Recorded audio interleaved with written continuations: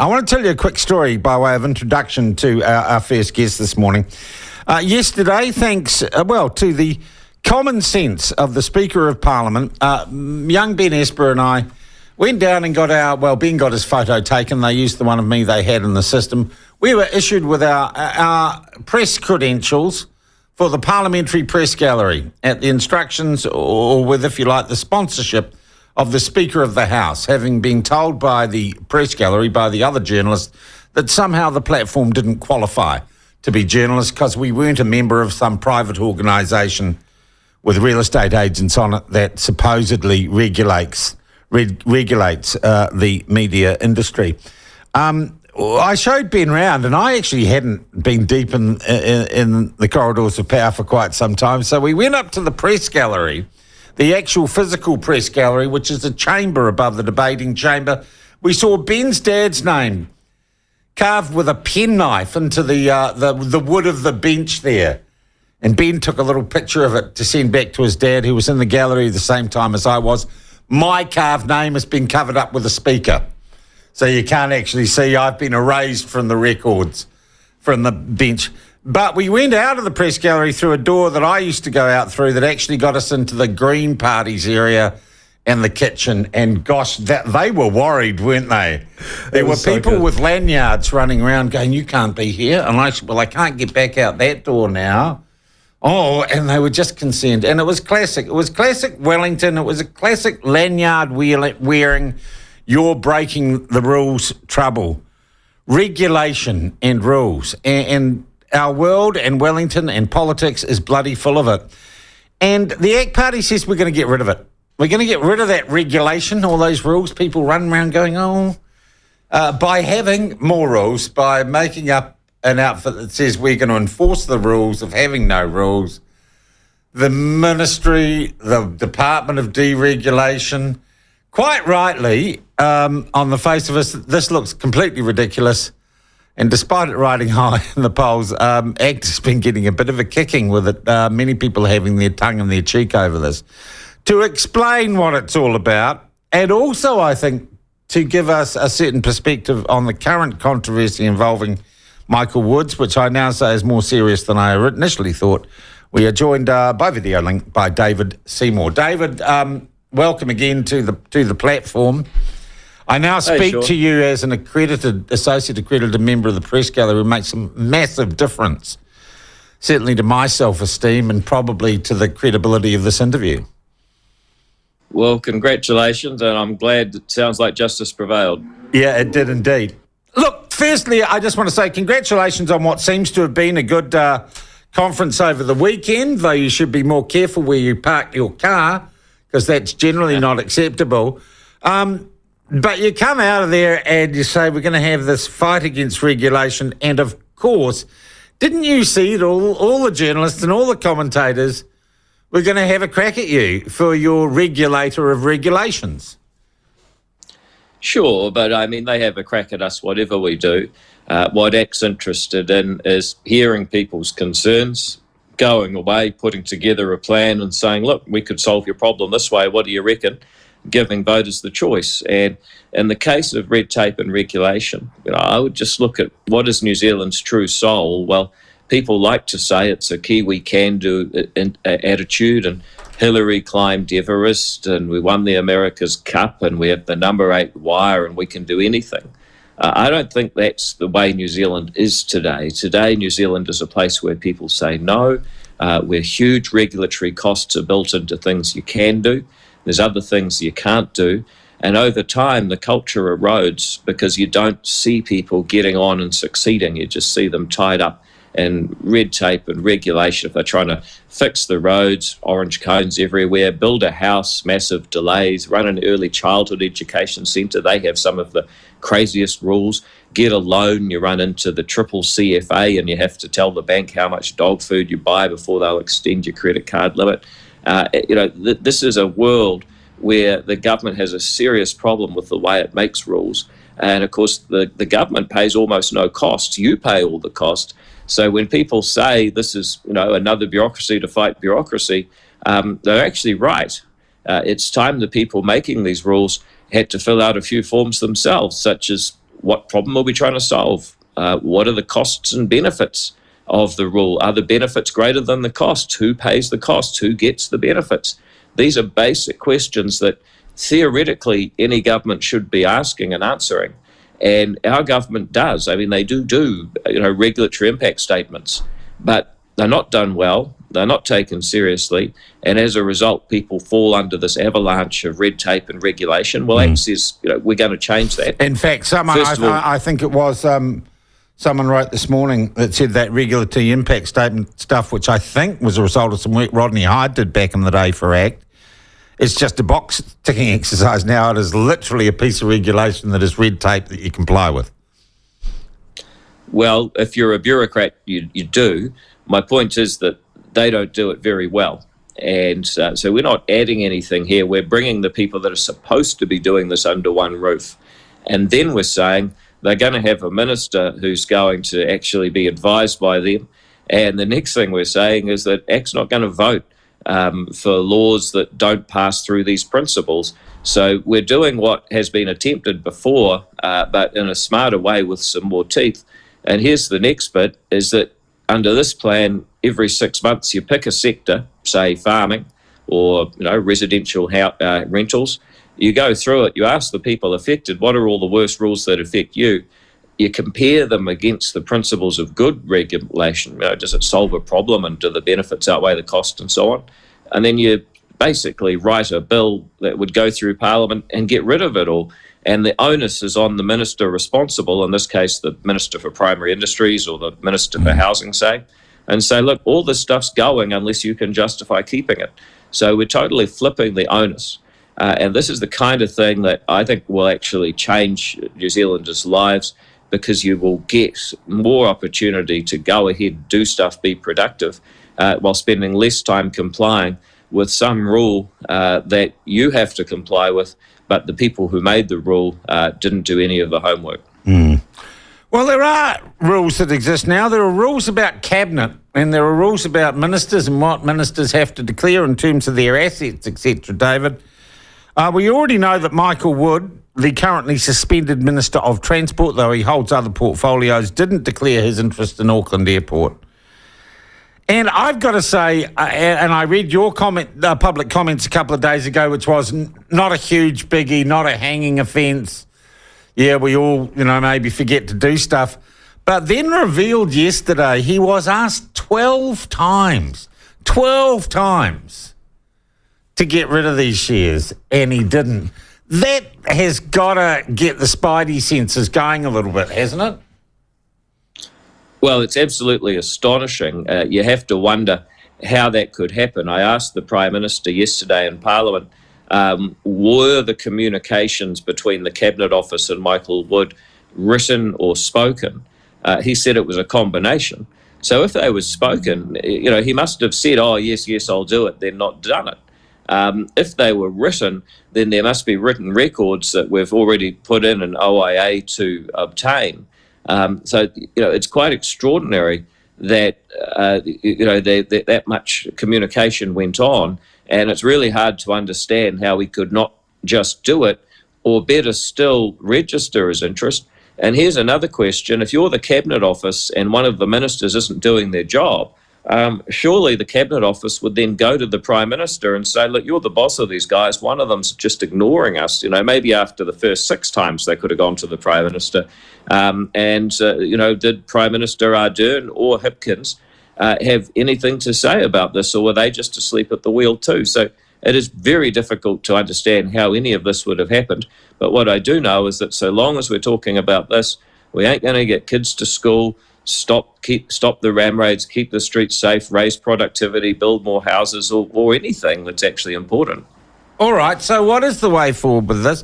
And look, no one in their wildest dreams is saying that he was going to make himself rich and retire to an island in the Pacific on whatever trading he does on the shares. I do think it's possible he was trying to transfer them to his wife or to a family trust, and that for some reason, and which would have saved him some tax, and that might have been technically difficult. But I mean, how do you get through this? And I think you make the good point. This isn't going to solve any real New Zealanders' problems, either claiming the scalp or whatever happens, but it needs to be cleaned up. No, and look, first of all, I was on the same side as you of, this is not a major deal. It was just an admin thing before we found out about the 12 times, and also about the North Shore Aerodrome airport status decision. And, I just come back to, I think it's important that good people want to stand for public office in New Zealand. In fact, it's essential. And I don't think it helps to beat the crap out of people at the first opportunity. So a couple of days ago, ACT was saying, look, this is bad, but let's just keep things in perspective. I actually think that the 12 times is pretty crazy and hard to understand. But the North Shore Aerodrome decision is really important in my view, because this guy was a public official making a decision that for a whole lot of people really matters. If you're part of the North Shore Aerodrome, you may have spent a long time working out how to get airport status. It may be important to investment for all sorts of reasons. Now, how often do ordinary people every day go before some sort of public official for a decision, and you just have to trust them that, they're basically, you might not like what they decide, but you have to trust They're playing with a straight bat. Yeah, imagine if you're, I don't know, a property developer and you've bought some land and you want to convert it to a subdivision, and you've got to go before a district independent hearing commissioner for a decision. You need to know that person hasn't bought shares in a competing subdivision down the road. If you're a publican and you need to renew your liquor license so you can keep trading and serving people booze, you need to know that your local district licensing committee doesn't have shares in your competitor and they're trying to bump you off. If people can't trust that a minister of the Crown is not playing it both ways, then what faith can you have that any other official who makes decisions that affect people's lives right throughout the community is not the same? And that's why he's got to go. The Prime Minister of New Zealand, above all else, needs to uphold these standards, not stand them down for a few days while he sells his shares. Okay, so you've moved your position so he has to go. Is that as Minister of Transport or everything? Because I would argue... No, it's everything, completely. Yeah, when it comes down to character, if you breach the character, it's going to affect everything you do or potentially affect every portfolio you're in. So you have now gone from saying not too much to see here to this guy is gone burger or should be gone burger. Well, sure, because 2 days ago it was the guy didn't fill out a form, but he wasn't seriously, as you say, trying to enrich himself by completing the light rail to Auckland Airport on time. I mean, we know he can't do that anyway. So what's the harm? It's a bad thing, but let's move on. Then you got this idea that he actually was making decisions that matter to people where he had a conflict and hadn't dealt with it, and I think that is absolutely unacceptable. It's unacceptable for New Zealand's public affairs, and for that reason he needs to go. All right, David, that is a change in position. Look, just getting back to the conference over the weekend, what's the feeling? And I know, and actually you're probably the party leader least likely to spin me, a bunch of lies, but what is the feeling in ACT? I always get a cautious optimism from you guys at the moment, but you're not unrealistic about how hard a job politics is. And to be honest, how much more difficult the next few percentage points that you're after in the polls are going to get. I mean, you're really into competitive political territory now. Yeah, well, look, I mean, first of all, how'd the conference feel? Amazing. If anyone listening came to it, thank you. It went on slightly longer than scheduled, but everyone stayed. There were, 670 people who paid to come along to an ACT conference. The Sky City Theatre was packed. The mood was amazing. It was a really fun day, and it showed that there's a lot of people out there who want real change, and there's good energy. I'm not trying to spin you. I mean, that's an honest account. You imagine you're leading a party from 1 person to 10, and it's polling 15, and then all of a sudden you get these packed theatres, even when you got to charge people to pay for the fees at Sky City. So that was pretty fantastic. I think we are getting a clearer idea of how ACT fits into a change in government. There's a lot of things that people are worried about, but as I said in my speech, low school attendance, low test scores, youth crime, all of this stuff, high cost of living or low productivity, Labor has made all of this stuff worse. but Labor didn't start it. And when it comes to co-government, remember, it was National that signed He Waka e Kanoa under protest from ACT at the time. So it's becoming clearer to me that, there are two parties which are, one's making things worse faster, the other's promising to keep it the same, and one that's saying, look, you've got a real choice here. We've got to change direction. And that's the other thing that came out of this conference. And I think ACT will continue to rise in the polls. We were at 3% in June 2020. We got 7.6% on October that year. And I think people say we can't double from here. Well, they said that in June 2020 as well. All right.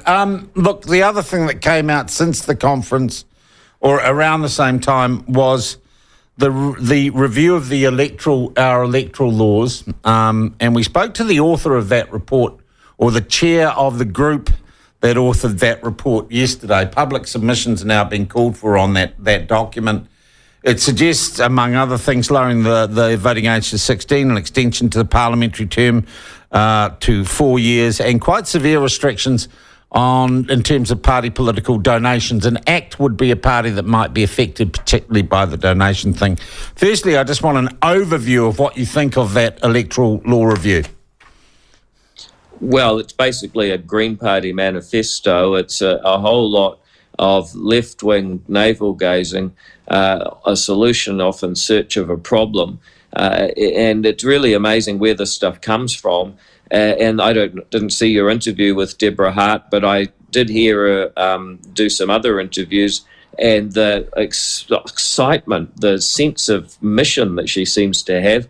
I'd just say to her, if she wants to change the world, then she should at least ask other people to vote for her. Well, she did assure me, which I'm sure you'll take great comfort from, David, that the review was done in keeping with the principles of the Treaty of Waitangi, though she, like many, had problems defining for me exactly what those principles were, or indeed why they should apply to any of the work that she and her colleagues had done on this matter. She also pointed out to me that historically our electoral system was not fair to Māori, though she could not point me apart to the straw man of not being able to change from the Māori role to the general role. That was the only example she could find of Māori being discriminated against by race in our electoral system, but she still thinks that we should carry the post-colonial guilt in somehow creating an electoral system that gives Māori some special recognition. Well, that's interesting, because last time more people shifted from the Maori to the general than the general to the Maori. So if she's right about that, what she's really saying is that Maori are being oppressed by being trapped on the Maori role because it's too hard to change, when the change the majority seem to indicate is to get back on the general role. So I don't know if she's thought that one through. Look, I mean, there's stuff around the donations. I heard her saying that people want a contest of ideas, not a contest of cash. I don't think she'd ever run a political party. But, when people give ACT money, they don't get more influence. When we get cash, it doesn't give us, some special advantage. What it does is it allows us to share the ideas we have with a wider audience, in spite of Facebook's algorithms, in spite of, News Hub's editorial decisions or whoever. It actually allows us to talk to more people who are considering voting for us. If she doesn't want that, then who's going to do it? Well, either the media decides, or you get taxpayer funding of political parties. Either way, the idea that somehow us being able to raise money, and frankly being pretty good at it because we've got great supporters, over 13,000 people have given us a donation in the last 3 or 4 years. The fact that that's somehow bad for democracy, well, I don't think she's thought it through. The Treaty of Waitangi stuff is just bizarre. If anything, what we should be doing is making sure that everyone has a high level of voter participation. But I would have thought that would include New Zealanders. You've got Indians, you've got Chinese, you've got people who may not have come from a society that has democratic elections like New Zealanders. And it's easy for you and me, Sean, you're probably like me, that you remember as a school kid, getting taken along by your parents to the polling booth to vote. You sort of got that ingrained in you. No, never did. Dad was a journalist. Mum was a Values Party member, for God's sake. I wouldn't be seen dead now. She was a hippie. Well, we all suffer in our own particular ways, but if there's this is what a modern multi-ethnic society looks like. They should be talking, if there's a problem with ethnic groups, it's just as much, say, New Zealanders who've come from non-democratic countries that need help, as much as Maori who've been here in a democracy for 180 years. Yeah. David, the other observation I'd make, surely, and it loops back to it, we began talking about regulation and red tape and having to jump through things. The ACT Party is at its core, I think, a party of freedom, and it's a libertarian party, right? And surely anyone should, no matter their income, should be allowed to spend their money on what the hell they want to spend their money on, provided it's not buying illicit drugs or, getting someone kidnapped or put into slavery. But surely you should be allowed, no matter what your wealth, to spend your money wherever you want. And if that's on politics and the politics you like, knock yourself out. Yeah, look, I think that's fair. And the other thing about it is transparency. I don't support, for example, New Zealand First having a secret trust where they've got, $750,000 of donations that they never declared, and we'll never know who were the people that gave, $750,000 to New Zealand First and that foundation. That's wrong. But if you're prepared to declare your donations and be upfront, and if people that give you money don't mind having their name published, then I think that's fair and that's right. And, you can see who's given donations to ACT. Anyone with a laptop and a search engine can go and, see online what we've received and who from. You just need access to the internet. So, given that it's also transparent, it's difficult to see what problem they're trying to solve other than try and disadvantage some parties that are good at fundraising and advantage others who are not good at fundraising. Is there anything about that review of electoral law that you agree with, maybe the 4-year term? Yeah, look, I've got a bill currently in the ballot to be drawn one day, which says that there should be a 4-year term, but with a catch. There should only be a 4-year term if the control of select committees is turned over to the opposition, because I don't agree with giving the politicians a 4-year run. I mean, imagine how much damage this lot could do if they had an extra year. And at the same time, I think it would be useful to have more constructive, sensible conversations over a period of time. So 4 years, but with the opposition controlling the select committees, that would make sense. But of course, they're just proposing 4 years carte blanche. So technically, I wouldn't agree with it. David, I thank you very much indeed for your time this morning. As I said, be careful. I mean, how did you get the car into the Sky City? You know what? They can do amazing things there. They've got a big loading bay, and they, I guess, must take all sorts of props. The Suzuki Swift is probably one of the smaller props they've had to get in there. All right. Well, I would say don't be such a cheapskate. Just pay for a bay in the parking building, okay? I thank you very much for your time. That is David Seymour, leader of the ACT Party, which is going pretty well, which seems to be having its best, perhaps, potential run-up to an election ever. But good to cover a lot of issues with him. And he, like I, this morning says, and particularly after, and I'm going to give Agenda Lynch Mob this. She did a good story last night on Newsy Hub, which is part owned by BlackRock, I understand, because is it Disney owns part of, or Discovery? I don't know. It's all part of a huge conspiracy. But 12 times Michael Wood asked to divest his shares. 12 times he doesn't. There's something else going on here, or the guy just has no character and is incompetent, in which case, yeah, maybe it is time that he goes, and I think David Seymour's got it right. He's either hung for a lamb or not at all. Hung for a sheep or not at all. If he has to go as the Transport Minister, it's an issue of character and competence that would potentially affect all his portfolio, so he must be removed from office. And look, don't believe when Grant Duncan and all these other left-wing academics are asked by left-wing journalists whether or not a left-wing government should get rid of a minister. And say, oh, no, it's not that bad. They are all in an echo chamber and talking to each other. None of them are unbiased. And, of course, look, David Seymour isn't, but I think his position on this was leave the guy alone. And now that we know there were 12 request to get rid of the shares, maybe he's got to pay a price.